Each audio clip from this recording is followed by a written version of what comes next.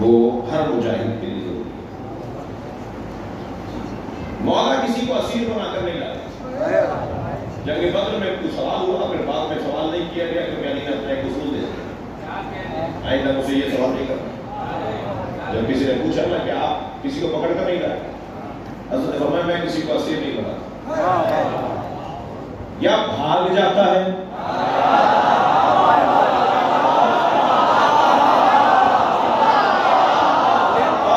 اور علی کی کرامت کا حصہ تھا کہ بھاگنے والے کو موقع دیتے تھے، اس لیے کہ جو بھاگ رہا ہے، جملہ سنیں گے، یہ ساری سوچ کر تیاری کر کے جملے بند کر رہا ہوں آپ سے، اس لیے کہ جو بھاگ رہا ہوتا ہے اس سے زیادہ مجبور کوئی نہیں ہوتا، اور علی کا کام نہیں ہے مجبور پہ ہاتھ اٹھانا۔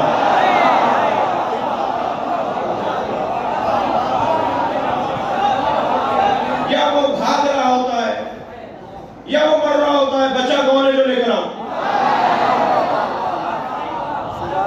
فرماتے ہیں یا میں مار دیتا ہوں یا بھاگ رہا ہوتا ہے تو میں اسے چھوڑ دیتا ہوں، تو اسیر کس کو بناؤں؟ یہ جنگ بدر میں مولا علی نے اپنا اخلاق بتایا، میرا اخلاق جنگ یہ ہے۔ آ گئی جنگ احد، بڑا تجربہ ہو گیا کافروں کو کہ بھئی مزاج علی تو سمجھ میں آ گیا، اب ہمیں اس جنگ کے اندر آسانی ہو جائے گی، تو انہوں نے مسلمانوں کا مزاج تو سمجھ لیا تھا، علی کا حساب لگانے میں ناکام رہے، لہذا جنگ احد کے اندر میرے مولا علی نے جو جنگ احد کے منظر ہے، ابو سفیان نے جا کر کہا بنی مخزوم سے، بنی مخزوم کون ہے؟ بنی مخزوم وہ ہے کہ جو جنگ احد میں جس قبیلے کے پاس مشرکین کا پرچم تھا وہ بنی مخزوم تھی جنگ احد میں، تو یہ گئے اور جا کر کہا کہ پرچم ایک قبیلے کو نہ دو۔ جنگ کے میدان میں اس وقت کوئی 18 یا 20 قبیلے مل کر آئے تھے، کہا کہ جنگ کے میدان میں ہر کچھ دیر کے بعد پرچم بدل دو اور اعلان کرو کہ اب پرچم فلاں قبیلے کے پاس، علی یہ 20 قبیلوں سے دشمنی نہیں لے گا۔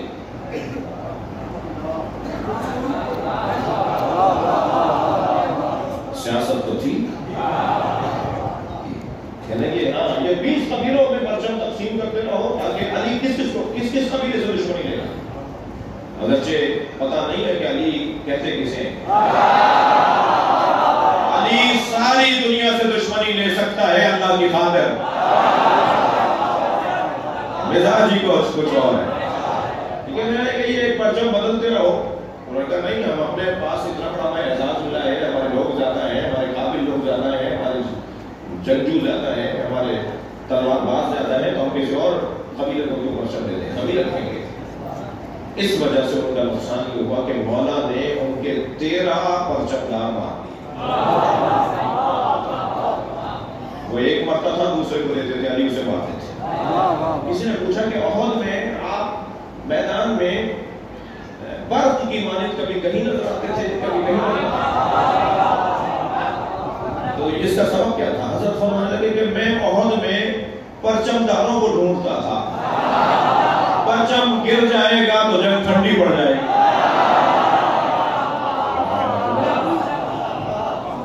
مسئلہ وہاں پیش آیا کہ جب سرکار نے وہ چھوٹی سی چوٹی پر پہاڑی کی ایک ٹیلے پر سرکار نے کھڑا کر دیا تاکہ تم یہاں کھڑے رہو گے اور پھر دشمن کو یہاں سے روکو گے، تیروں کے ذریعے سے جنگ جیت گئے مولا علی، مولا کے ساتھ سینکڑوں اصحاب مجاہدین جنگ جیت گئے۔ جنگ جب جیت گئے تو مال غنیمت تو نبی تقسیم کریں گے نا، جب بھی کوئی نبی سے آگے نکلا ہے ذلیل ہوا ہے،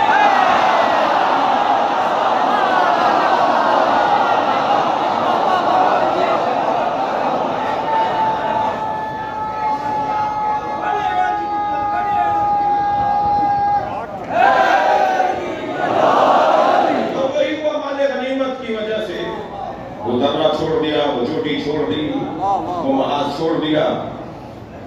نیچے آ کر مال غنیمت جب لینے لگے تو پھر وہ جا چکے تھے، انہیں اندازہ ہوا کہ یہ جو جگہ خالی ہو گئی، وہ وہیں سے واپس آئے اور مسلمانوں پر حملہ کیا. یہ جب حملہ ہوا تو پھر بڑی تعداد کے مسلمانوں نے میدان چھوڑ دیا.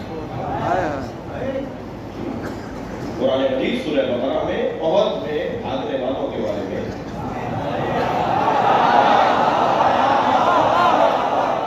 عبرت ہے نا ہمارے لیے سیکھنے کی چیز ہے.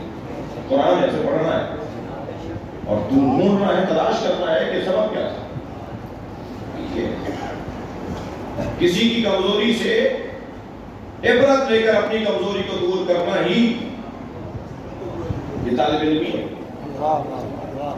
میدان چھوڑ کر چلے گئے اور جس کے اوپر قرآن مجید میں بہت ہی روشن آیات آئی. ارشاد اذا تصعدون ولا ترون على احد والرسول يدعوكم في اخراكم. ایسے بھاگ رہے تھے کہ مڑ کر بھی نہیں دیکھ رہے تھے.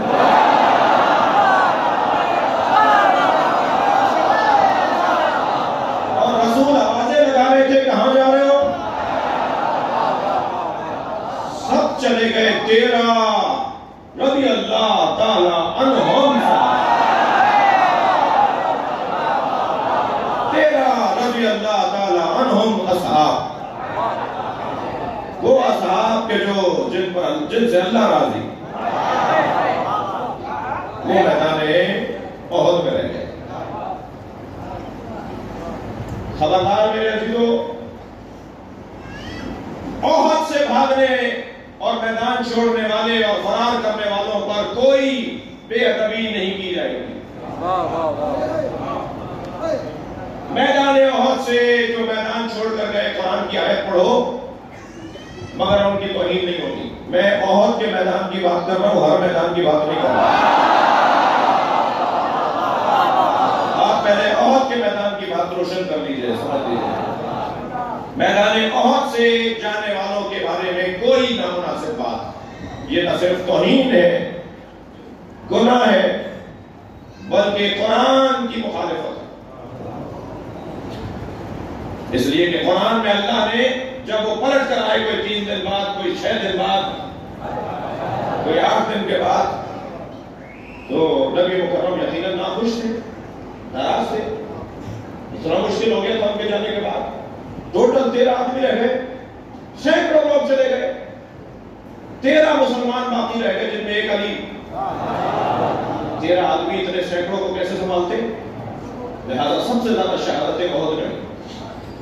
بدر سے زیادہ مسلمان احد میں شہید ہوا، اور ایک تو نہیں، بڑی تعداد میں بدر کے اندر مسلمان زخمی ہوئے، بڑی تعداد میں شہید ہوئے، جنہیں پھر بعد میں ان کے زخمیوں کو جب مدینہ لے کر آئے تو پھر آج ان کی قبریں جنت البقیع کے اندر ایک خاص جگہ پر بدر کے زخمیوں کی قبریں ہیں جو بعد میں مدینہ آ کر شہید ہو گئے. اتنا بڑا نقصان ہو گیا مسلمان. لیکن جب یہ واپس پلٹ کر آئے تو پہلے تو نبی نے ان سے پوچھا، میں تمہیں آوازیں لگا رہا تھا، تم جواب کیوں نہیں دے رہے تھے، موڑ کر کیوں نہیں دیکھ رہے تھے؟ تو انہوں نے کہا کہ ہمیں ایک آواز آ رہی تھی کہ نبی مارے گئے. جب نبی مارے گئے تو پھر ہم کیوں رکتے؟ تو نبی نے فرمایا وہ شیطان کی آواز تھی. بھائی جسے شیطان اور فرشتے میں ہی فرق نہ لگے،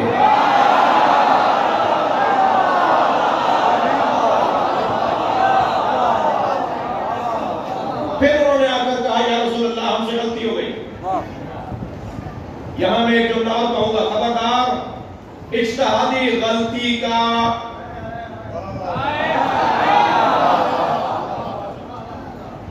جملہ یہاں کار آمد اور کار فرما نہیں ہے.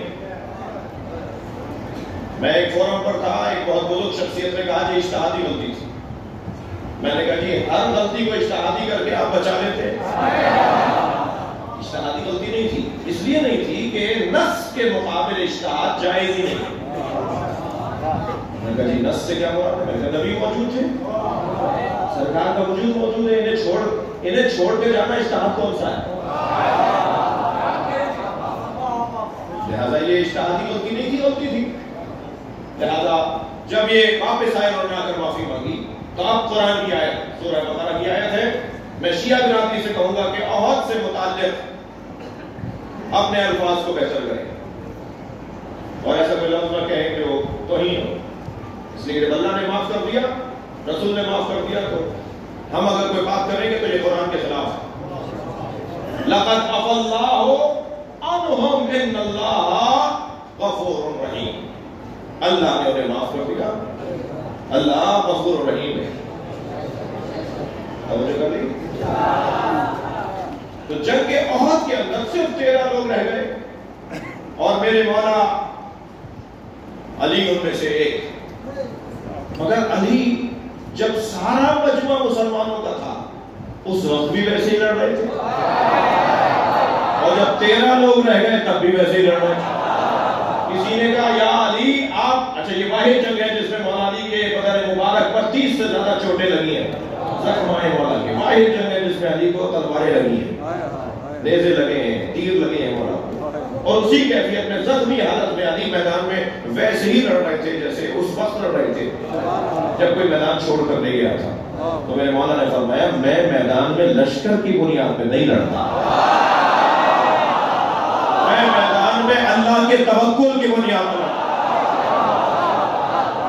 لہذا مجمع ہو تب بھی علی ویسے ہی لڑیں گے۔ تو اور جملہ کہہ دیتا ہوں، علی اس مجاہد کو کہتے ہیں، علی اس مجاہد کو کہتے ہیں جو اپنی ذات میں لشکر ہے، اکیلا ہی لشکر ہے۔ جنگ احد، اور جب ایسا مرحلہ آیا تو یہ واحد جنگ ہے کہ جس جنگ میں پہلی دفعہ اور آخری دفعہ ہوا کہ مولا کی تلوار ٹوٹ گئی، جی تلوار ٹوٹ گئی، پھر نیزے سے مولا نے اپنا دفاع کیا اور دشمن کا مقابلہ کیا، پھر علی کا نیزہ ٹوٹ گیا تو علی نے ایک چھڑی اٹھائی، ایک لکڑی اٹھائی، اب آپ خود سوچئے کہ کتنی مشکل جنگ ہو گئی، اور جب اس چھڑی سے بھی ایسے ہی لڑ رہے تھے جیسے تلوار سے لڑ رہے ہو تو فوراً جبریل ذوالفقار نے کہا ہے،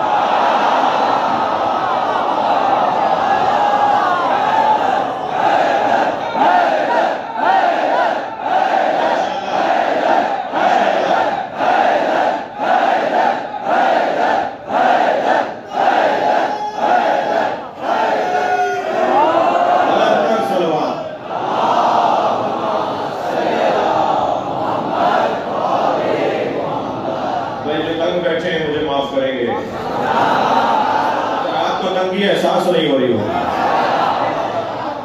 میرے مولا پر ایک مرتبہ ذوالفقار اتری، جبریل ذوالفقار لے کر آئے اور لا کر نبی کو دی، توجہ ہے،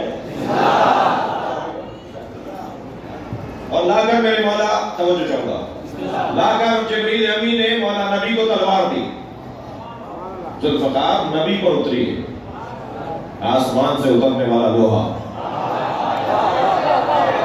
جس میں اللہ نے منافع کثیر رکھے ہیں، جس میں اللہ نے نفع ہی نفع رکھا ہے، وہ لوہا نبی مکرم کو دیا۔ نبی مکرم نے فوراً ایک مجاہد کو آواز لگائی کہ علی تک پہنچاؤ۔ علی جس جگہ لڑ رہے تھے وہاں ماحول ایسا تھا کہ اس نے تلوار وہیں سے پھینکی ہے، علی نے میرے مولا نے فضا میں اڑتی ہوئی تلوار کو پکڑا ہے، اس منظر کو دیکھ کے جبریل نے قصیدہ پڑھا ہے،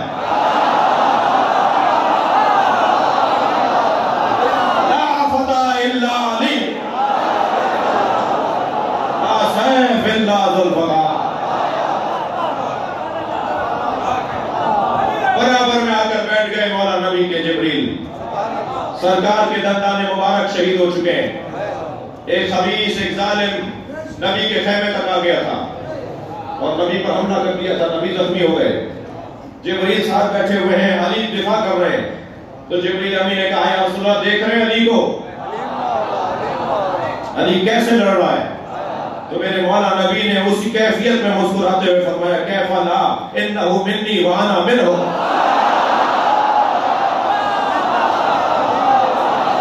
اللہ اکبر،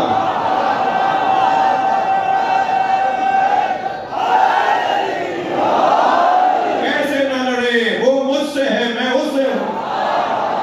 فوراً جبریل نے بے ساختہ فرمایا انا منکم، اور میں آپ دونوں سے ہوں۔ یہ ساری کائنات آپ ہی سے تو ہے، یہ زمین و زمان آپ ہی سے تو ہے، یہ زمین آسمان آپ ہی سے تو ہے۔ اللہ اکبر۔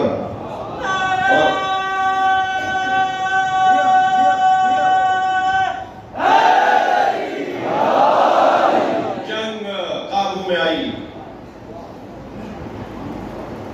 علی والا 13 مجاہدوں نے رضوان اللہ تعالی علیہ اللہ کا درود و سلام ہو ان مجاہدوں پر۔ جی جب جنگ ٹھنڈی پڑی، مولا زخمی حالت میں نبی کی خدمت میں آئے اور کہا یا رسول اللہ آپ کو جتنی تکلیف ہوئی ہے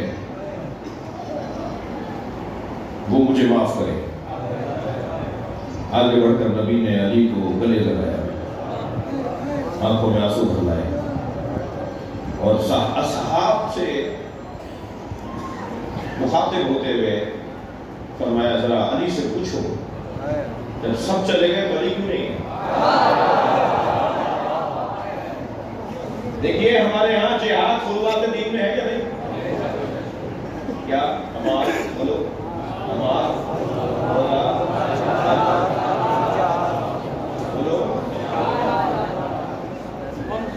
جہاد فروغات دین میں ہے۔ اب ذرا مولا علی کا جواب سنیے، بزدلی کو علی کفر سے تعبیر کر رہے ہیں۔ بزدل ہوگے تو نماز بھی نہیں پڑھ سکو گے، بزدل ہوگے روزہ بھی نہیں رکھ سکو گے۔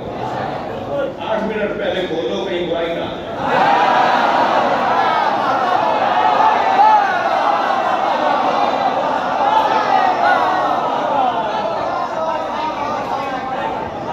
سنی دوستوں کو دیکھ کے ہاتھ باندھ لیے، مجھے تو وہ سنی بڑا اچھا لگتا ہے جو لاکھوں شیعوں میں ہاتھ باندھتا ہے۔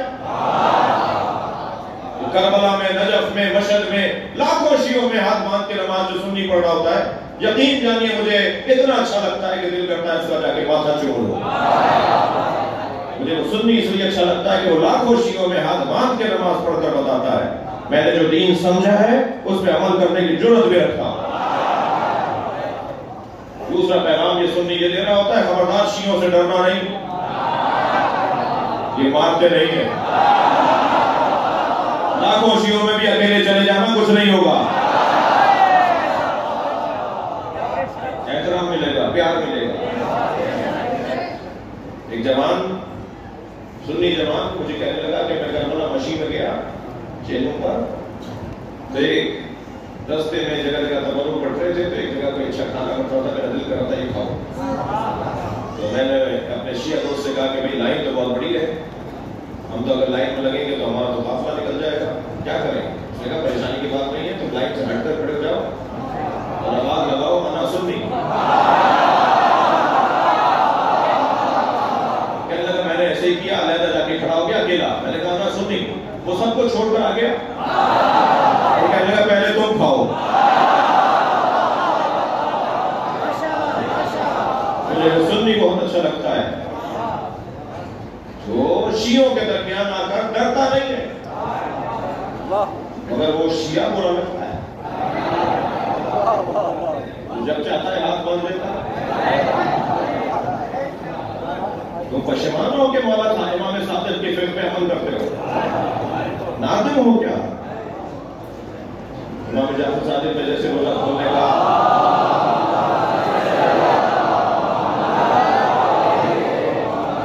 میں ان کی مخالفت نہیں کر رہا، میں تو ایسا منظر دیکھنا چاہتا ہوں کہ ہمارے ہاں اسکولوں میں جن لوگوں نے اسکول بنائے ہوئے میں ان کو بھی پیغام دے رہا ہوں، میں خود بھی اپنے میرے دو اسکول ہیں، دونوں میں میں یہی کام کر رہا ہوں۔ اسکولوں میں اگر اکثریت سنی بچوں کی ہے تو جب ان کے نماز کا وقت ہو تو سنی عالم دین کو لائیے، وہ ہاتھ باندھ کر جیسے پڑھتا ہے ایسے پڑھے اور سارے سنی بچے اس کے پیچھے پڑھیں، اور اسکول کے اندر ہر صف میں 2 کھولے ہوئے، 2 باندھے ہوئے، 4 باندھے ہوئے، 1 کھولا ہوا، یہ منظر نظر آنا چاہیے۔ اسکولوں سے ہی برداشت کی تعلیم، ایک دوسرے کو قبول کرنے کی تعلیم اسکول سے دیجیے۔ جب یہ اسکول میں سیکھے گا کہ مجھے سنی بچے کے ساتھ رہنا ہے اور سنی بچے کو سیکھے گا کہ مجھے شیعہ بچوں کے ساتھ رہنا ہے، تو یہ بوڑھے بھی ہو جائیں گے، شیعہ سنی میں لڑیں گے نہیں۔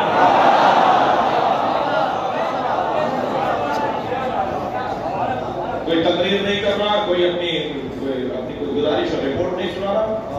50 دفعہ ہو چکا ہے ایئرپورٹس کے اوپر نماز کا وقت ہو جاتا ہے، سنی بھائی نماز پڑھ رہے ہوتے ہیں، میں اسی حلیے میں رہتا ہوں، گم ہو کے رہنے والا تو ہوں نہیں، اسی حلیے میں رہتا ہوں اور میں ان کے پیچھے نماز پڑھتا ہوں۔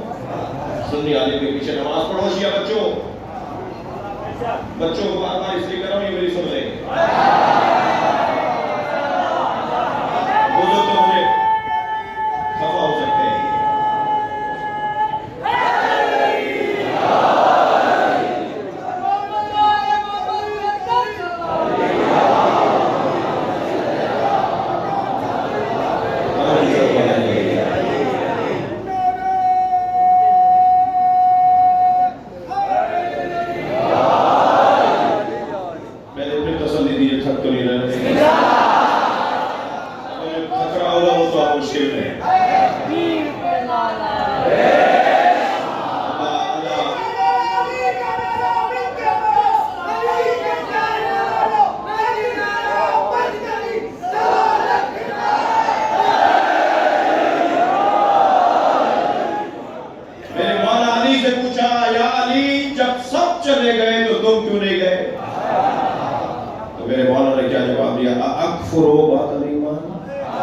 کیا ایمان کے بعد کافر ہو جاتا؟ علی بزدلوں کو مسلمان ہی نہیں مانتا۔ خبردار بزدل اور مسلمان، جو کچھ پاکستان میں رنگ رچایا گیا، ڈرامے بنائے گئے، فرقہ واریت پاکستان میں 2 ہی دفعہ ہوئی ہے، یا 82 میں ہوئی صرف کراچی کے حد تک، یا اب ہوئی ہے پورے پاکستان میں۔ بیچ میں جو ٹارگٹ کلنگ ہوئی، شہادتیں ہوئی، سنی بھی مارے گئے، شیعہ بھی مارے گئے، وہ فرقہ واریت نہیں تھی، وہ دہشت گردی تھی۔ کسی سنی نے شیعہ کی مسجد پہ حملہ نہیں کیا، کسی شیعہ نے سنیوں کی مسجدوں پہ حملہ نہیں کیا، فرقہ واریت تھی نہیں۔ فرقہ واریت کا ماحول بنایا جا رہا ہے، جی باقاعدہ توہینیں کی جا رہی ہیں، پوری قوم کی توہین کی جا رہی ہے۔ یہ ماتم کرتے ہیں، فلاں جانور کا، نجس جانور کا نام لے کر بولا جا رہا ہے، پوری قوم کی توہین کی جا رہی ہے۔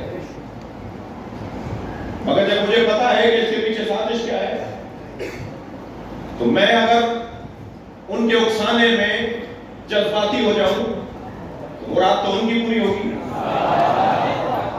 جب مجھے پتا ہے کہ سازش ہے، جب ہمیں معلوم ہے کہ اس کے پیچھے کوئی اور مقاصد ہے، تو وہ کتنا ہی مجھے چٹکی بھرتے رہیں، اکساتے رہیں، جذباتی کرتے رہیں، مجھے اپنے آپ کو سنبھالنا ہے، صبر کرنا ہے، برداشت کرنا ہے۔ پاکستان کی امنیت کو غالبیت دینی ہے، ملک کی بقا اور سالمیت کو ترجیح، مگر یاد رہے تم کتنا ہی ہمیں اکساتے رہو، جذبات بھڑکاتے رہو، گالیاں دے کر، نامناسب جملے کہہ کر ہمارے لیے، ہماری قوم کے لیے آزمائشیں بناتے رہو، ہم ان ساری باتوں کا جواب ایک ہی دیں گے۔ پاکستان کی ملت جعفریہ اسرائیل کو تسلیم نہیں کرے گی۔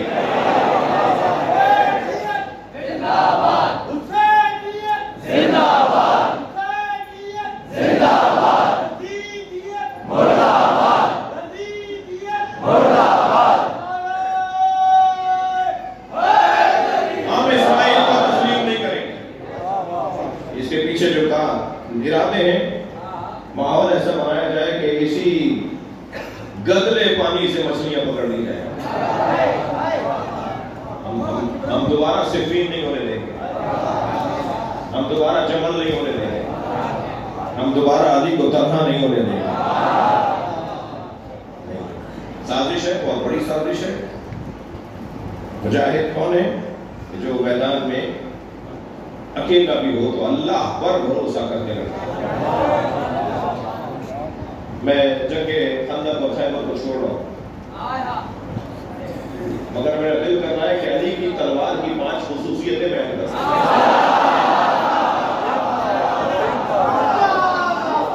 مولا علی کی تلوار سب سے پہلی خصوصیت علی کی تلوار کی سنیں گے، علی کے جہاد کی، علی کی تلوار کی سب سے پہلی خصوصیت، یا اللہ توجہ چاہوں گا، جب علی میدان میں اترتے تھے تو غروب آفتاب سے کچھ قریب قریب اترتے تھے، سارا دن چھوڑ کر بھیجتے رہتے تھے، تربیت دیتے رہتے تھے، سکھاتے رہتے تھے مجاہدوں کو کیسے جاؤ، فلاں خیال رکھو، فلاں کا نظر میں رکھنا، فلاں بھی آیا ہوا ہے اس کی یہ کمزوری ہے، سارے دن مجاہدوں کو تربیت دیتے رہتے تھے، اور خود مولا کائنات دن کے آخری حصے میں جاتے تھے۔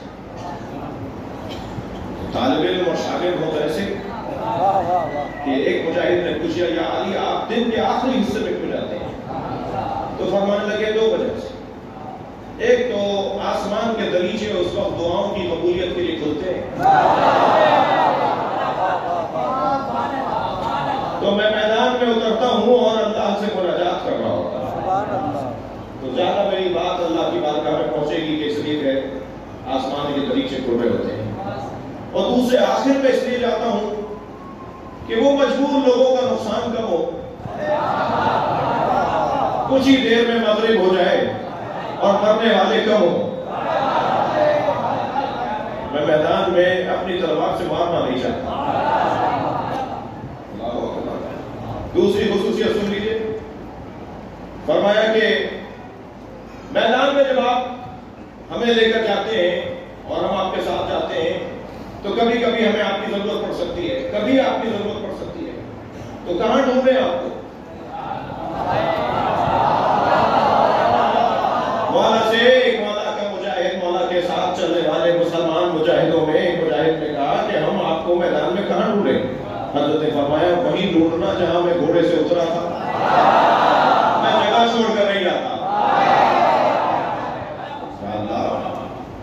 کیسے توجہ ہے؟ جگہ چھوڑ کر نہیں جاتا۔ حضرت نے فرمایا میں نہ کسی کے پیچھے بھاگتا ہوں نہ کوئی میرے پیچھے آ سکتا ہے، میں وہیں کھڑا رہتا ہوں، جو قریب آتے رہتے ہیں میں انہیں مارتا رہتا ہوں۔ جلدی جلدی سنا رہا ہوں۔ 5 خصوصیتیں علی کی تلوار، یہ میرا مقدمہ تھا۔ علی کی تلوار کی پہلی خصوصیت، علی نے کسی کو مارا ہو اور مرا نہ،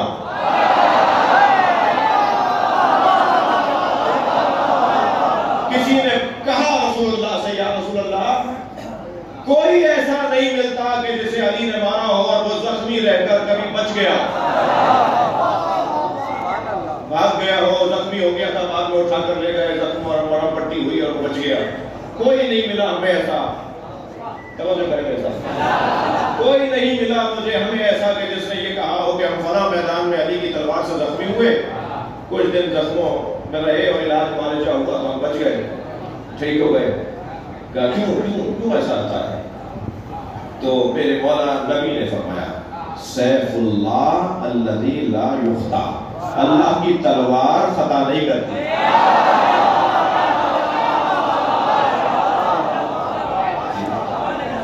میرے مولا علی کی ضربت کی پہلی خصوصیت، اللہ علی کی تلوار خطا نہیں کرتی۔ علی کی تلوار کی دوسری خصوصیت،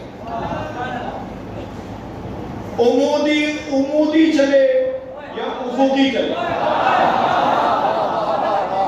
اوپر سے نیچے مارے یا دائیں سے بائیں، یا افقی چلے یا عمودی چلے، گرام اور تولے ماشے کا گھڑوں میں فرق نہیں، برابر کے گھڑے۔ جب یہ چاہتے تھے کہ یہ جانے کہ اسے مارا کس نے تو کہتے تھے کہ ذرا وزن کر کے دے، اول تو پہلے ہی سامنے نظر آ جاتا تھا، لیکن کبھی ایسا ہوا تو کہا کہ وزن کر کے دے۔ ایک گرام کا فرق نہیں ہوتا، جس کی ضربت میں عدالت ہو اس کے مزاج میں کتنی عدالت ہو، اس کی حکومت میں کتنی عدالت ہو۔ یہ مولا علی کی ذوالفقار کی دوسری خصوصیت۔ تیسری خصوصیت سنیں گے، کانت ضربات علی ابکارا.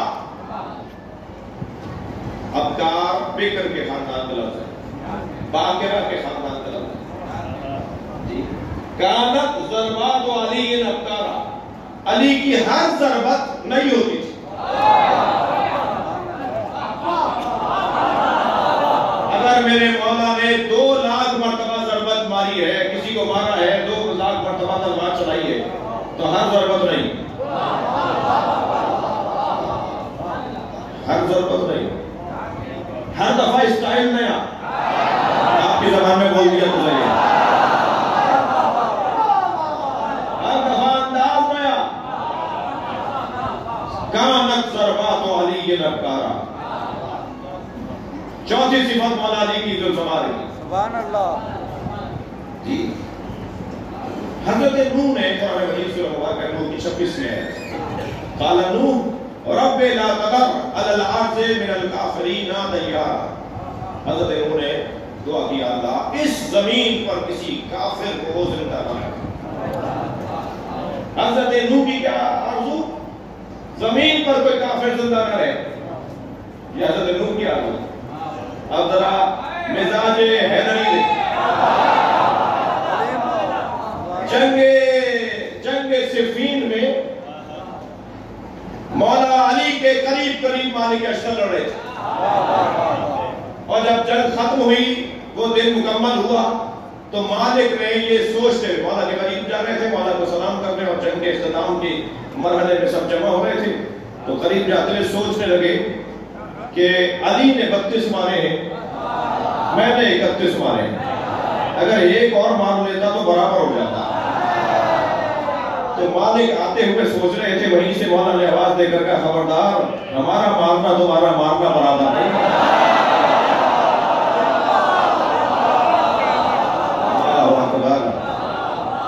خبردار، ہم جب مارتے ہیں تو میری تلوار دیکھتی ہے کہ نسل میں کوئی مومن تو آنے والا نہیں،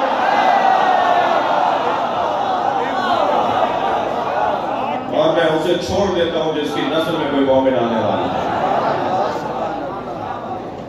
یہ علی مولا کی ذوالفقار کی چوتھی اور 5ویں صفت سنیں گے.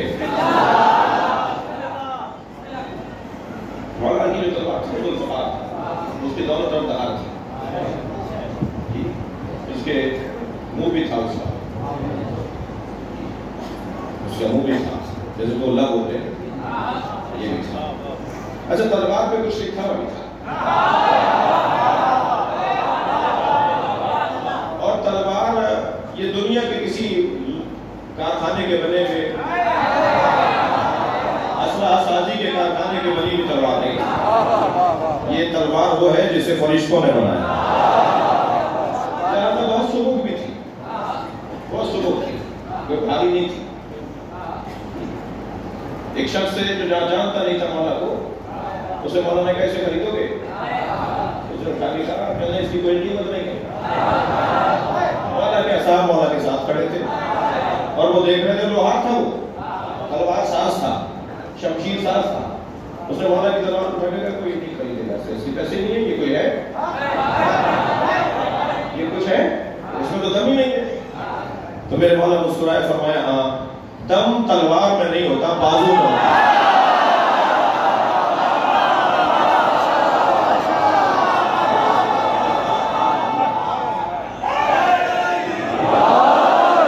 تلوار پہ جو لکھا ہوا تھا وہ دو جملے سنا دوں. میرے مولا کی تلوار پہ کچھ کندہ ہوا تھا، کچھ لکھا ہوا تھا، من لم یرحم لا یرحم. سبحان اللہ. ایک جملہ، جو کسی پر رحم نہیں کرتا اس پہ رحم نہیں ہوتا.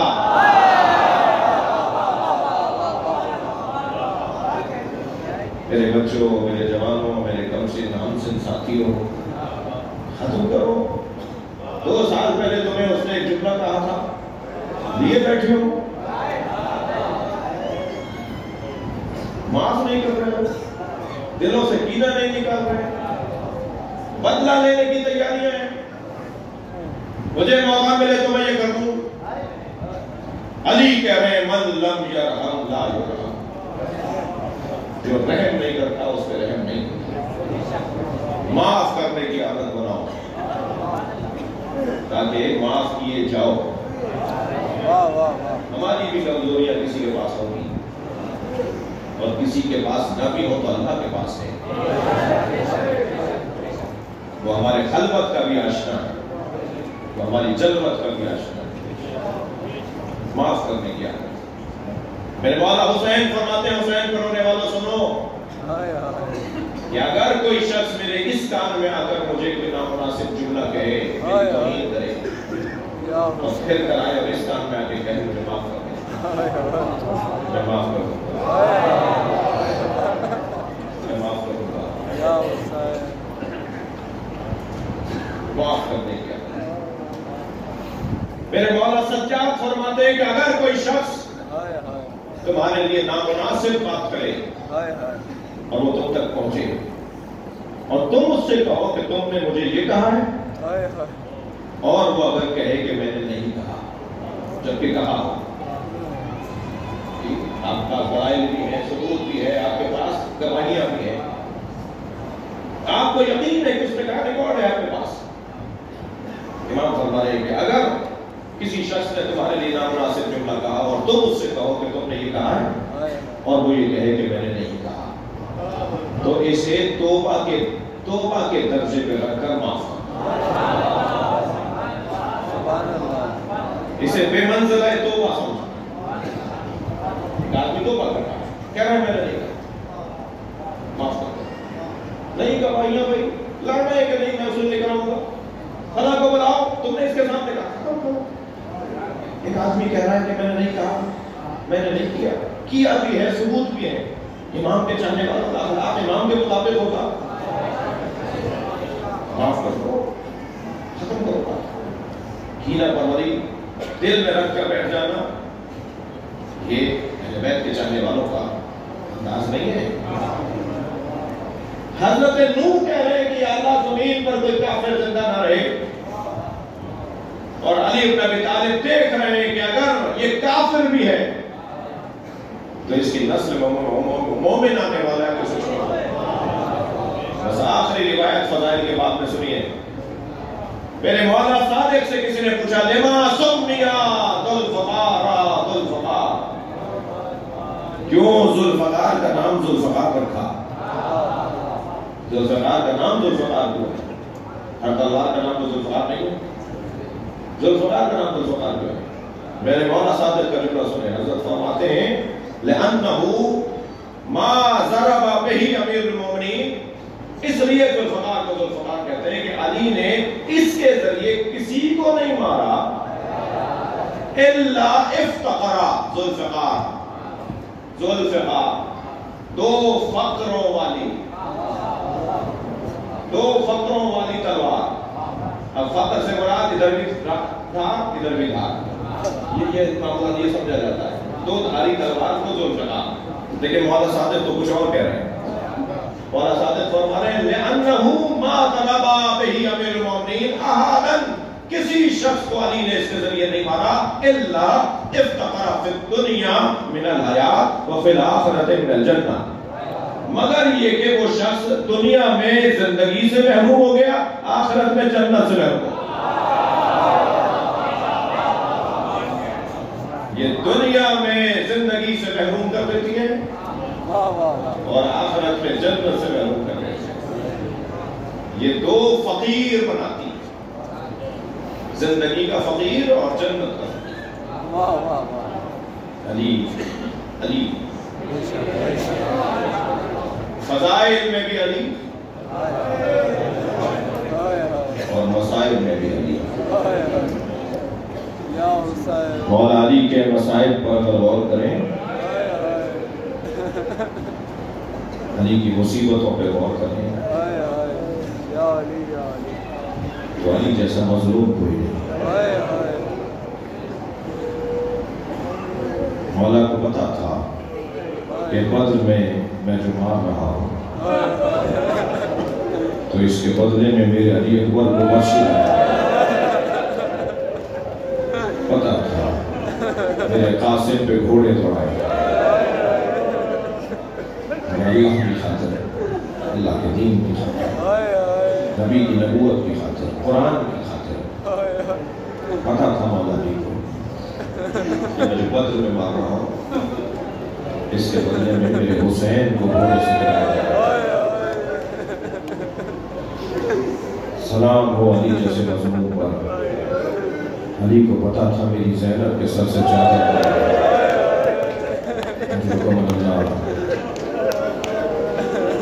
حضرت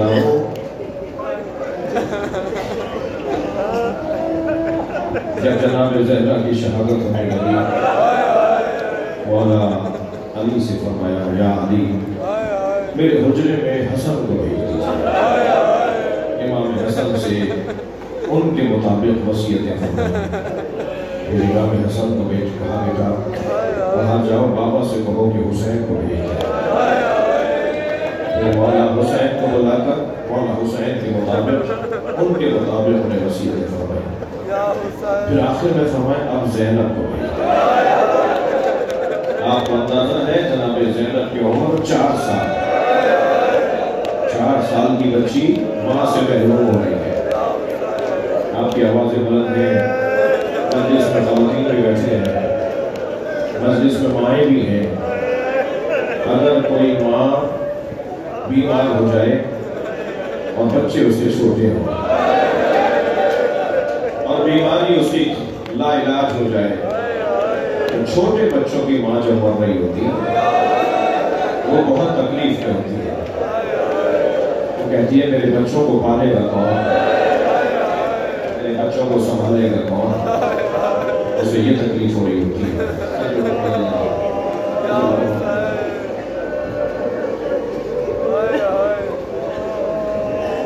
فرمایا علی اب زینب کو میرے حجرے میں بھیج۔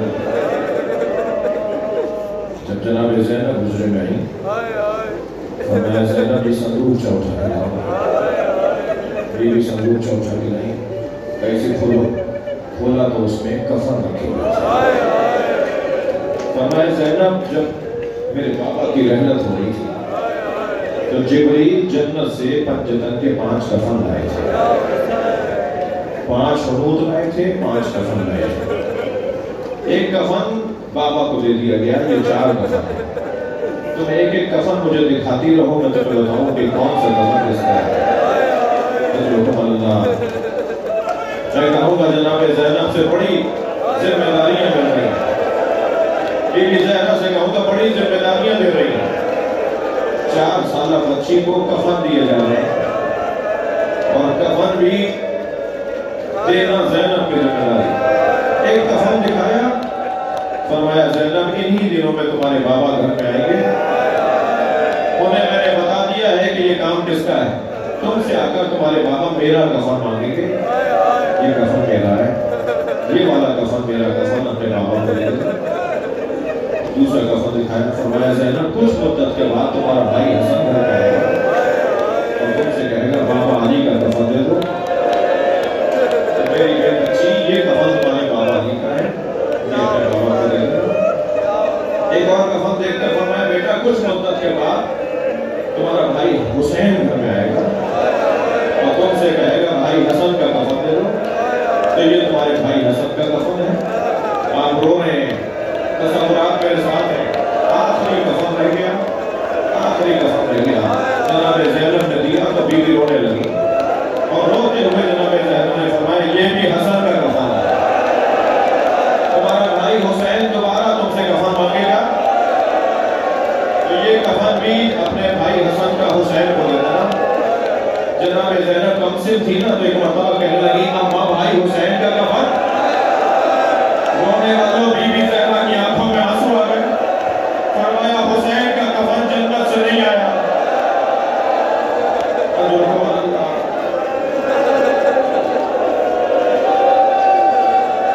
میرا حسین کربلا میں بے گور و کفن،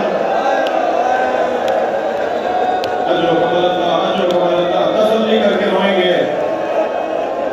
مجلس میرے حصے کی آخری مجلس ہے، نہیں معلوم آئندہ سال ان مجالس کی توفیق ہے یا نہیں۔ ویسے ہر مجلس کو یہی سوچ کر سنا اور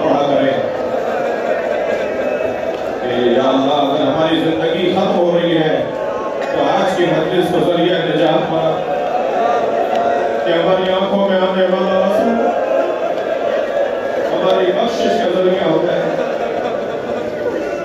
سلام ہو زینب رکابہ، بی بی کے لقبوں میں ایک لقب ہے مصیبتوں کا کعبہ، جس سے کہ مصیبتیں طواف کرتی ہیں اسے زینب کہا جاتا ہے۔ نانا کا جنازہ دیکھا، ماں پہ گرتا ہوا دروازہ دیکھا، ماں کا جنازہ دیکھا، بابا کی میت دیکھی، حسن بھائی کے جنازے میں تیر لگتے دیکھے، حسین کے جنازے پہ گھوڑے دوڑتے دیکھا۔ اس وقت جناب زینب بہت مضطرب ہوئی تھی جب مشرق کے گھوڑے مغرب دوڑے، آوازیں دے رہی تھی کوئی ہے جو میرے ماں جائے کو بچائے۔ کسی نے علی کی بیٹی کی نہیں سنی، جب پہنچی اپنے بھائی کے لاشے پر تو مولا کی پسلیاں کمر سے نکل رہی تھی۔ اجر کمال اللہ، اجر کمال اللہ، اپنی آوازوں کو آزاد کریں گے۔ مولا کی پسلیاں پہچانا نہیں گیا لاشا، لاشے کو دیکھ کر کہا انت اخی زینب، تمہیں زینب کے بھائی حسین ہو؟ یہ کہہ کر لاشے کے گرد چکر کاٹنے لگے۔ امام سجاد نے پوچھا پھوپھی اماں کیا دیکھ رہے ہیں؟ فرمانے لگی سالم جگہ ڈھونڈ رہی ہو جہاں بوسہ دے سکتے۔ زینب کو کوئی جگہ سالم نظر نہ آئی تو کٹی ہوئی گردن کا بوسہ دیا اور مدینے کی طرح رو کر کے کہا نانا میں آپ کے حسین کے کٹے ہوئے گلے کا بوسہ۔ اجرکم اللہ، جلدی نہیں ہے، اللہ آپ کو اجر و ثواب عطا فرمائے۔ 11 محرم کو قافلہ کربلا سے چلا، کیسے جناب ام لیلہ نے علی اکبر کا لاشا چھوڑا، کیسے جناب ام فروہ نے حضرت قاسم کا لاشا چھوڑا، سنیں گے ہزاروں، اور کیسے جناب زینب نے حسین کا لاشا چھوڑا۔ اور جب ان بیویوں کا ذکر کریں نا تو ایک بیوی کو ضرور یاد کریں، کیسے بیوی رباب نے اپنے مولا حسین کا لاشا اور علی اصغر کا لاشا، مائیں بیٹھی ہیں مجلس میں، جو مرد بیٹھے ہیں ان کے گھروں میں بھی بچے ہیں، جب عصر عاشور امام حسین نے علی اصغر کا لاشا دفنا دیا تھا تو ماں کو تسلی ہو گئی تھی کہ میرا بچہ قبر کے حوالے ہو گیا۔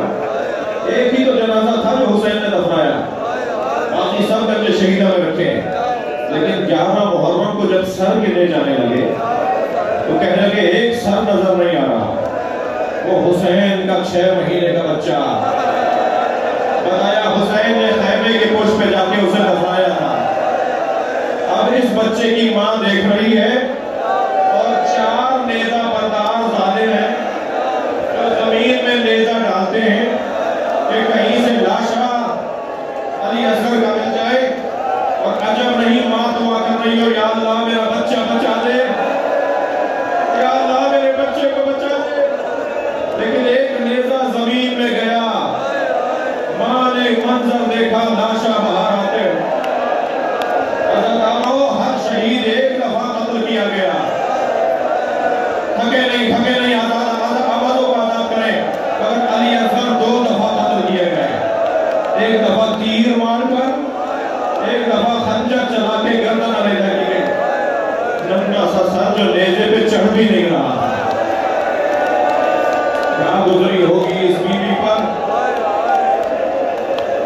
میرے مولا فرماتے ہیں مجھے وہ گھر اچھے لگتے ہیں جہاں رباب اور سکینہ نامی عورتیں ہوں۔ سکینہ بیوی نے وفاداری کا حق ادا کیا، جناب رباب بیوی نے وفاداری کا حق ادا کیا۔ عزتانوں بہت رو لیے، ذرا تسلی سے ایک منزل بیان پر توجہ چاہوں گا۔ مجھے نہیں پتا شام غریبوں میں پانی کون لایا،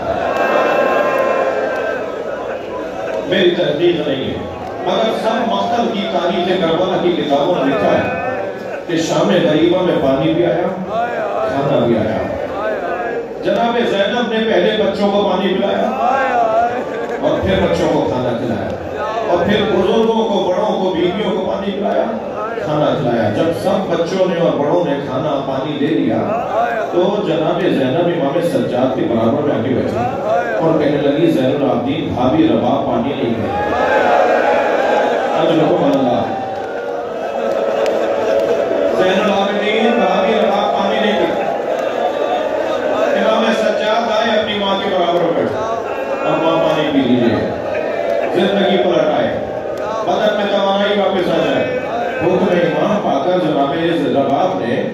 جناب رباب نے پانی پیا، کھانا کھایا۔ عزیزانو، اس سے زیادہ میں تفصیل سے نہیں بیان کروں گا، ممبر کا ادب بھی مانے ہیں، بی بی کی عظمت بھی مانے ہیں، میں اشارے میں بات کروں گا، اللہ کرے میری بات منتقل ہو جائے۔ بی بی نے شام غریبہ میں پانی پیا، کھانا کھایا۔ آدھی رات گزری تو جناب زینب کے برابر میں آگے بیٹھی، کہنے لگی مجھے علی اصغر یاد آ رہا ہے، میرا بچہ بھوکا